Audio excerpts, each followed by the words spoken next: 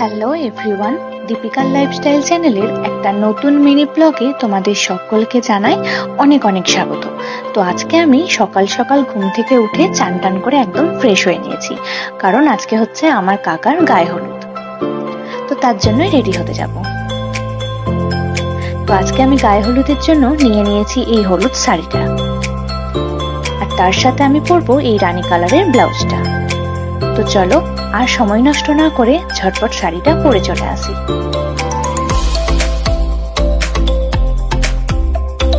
তো আমার শাড়ি পরা একদম কমপ্লিট হয়ে গেছে। তো চলো, এখনো আমার সাজুগুজু বাকি আছে আর চুলটাও শোকাতে হবে। তো চলো সব রেডি হয়ে দেখা হচ্ছে।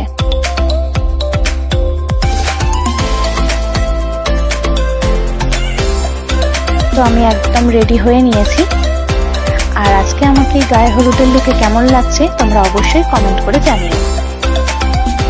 তো চলো তোমাদের সাথে দেখা হচ্ছে। তো চলো আমি বেরিয়ে পড়েছি, আর প্রচন্ড রোদ গরম, রোদের তাপটাও প্রচুর বেড়েছে, তাই জন্য ছাতা না নিলে ঠিক চলাটা অসম্ভব ব্যাপার।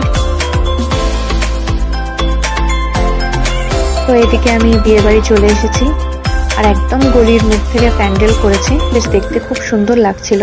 তো চলো এবার ভেতরে ঢোকা যাক। আর এসেই খুব খিদে পেয়ে গেছিল, তাই জন্য আমি বসে পড়েছিলাম খেতে। তো টিফিনে ছিল মুড়ি, আলুর দম, বোঁদে আর হচ্ছে শশা। তো খাওয়া দাওয়া কমপ্লিট করার পরে আমি চলে এসেছি গায়ে হলুদের দিকে, আর এদিকে গায়ে হলুদে বসেও পড়েছে কাকা। তো তোমরা দেখতেই পাচ্ছ, প্রথমে 9 জন আয়স্ত্রীয় মিলে যে সমস্ত নিয়ম কানুন গুলো হয় সেগুলোই এখন চলছে।